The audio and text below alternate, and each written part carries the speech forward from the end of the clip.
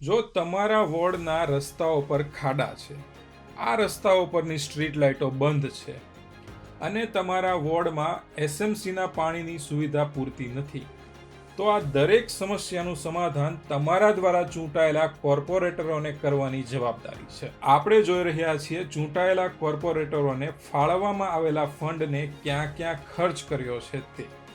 Ward number 6 એટલે કે કતારગામ, આ વિસ્તારના કોર્પોરેટર બીજા સોનલબેન સંજયભાઈ દેસાઈ.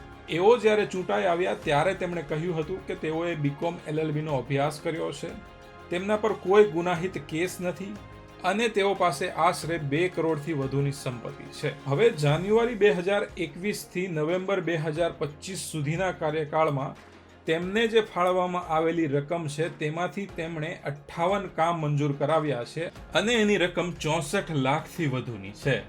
આ જે 58 કામ છે તેમાંથી 41 કામ રોડ સંબંધિત મંજૂર કરાવાયા છે, જેની રકમ 47 લાખથી વધુની છે.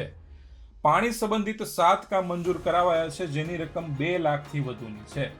સ્ટ્રીટ લાઇટના 5 કામ મંજૂર કરાવાયા છે, જેની રકમ 1 લાખથી વધુની છે. ડ્રેનેજ લાઇનનું એક પણ કામ મંજૂર કરાવાયું નથી. આરોગ્ય સંબંધિત 1 કામ મંજૂર કરાવાયું છે, જેની રકમ 5 લાખથી વધુની છે. શાળા સંબંધિત 1 કામ મંજૂર કરાવાયું છે, જેની રકમ 2 લાખથી વધુની છે.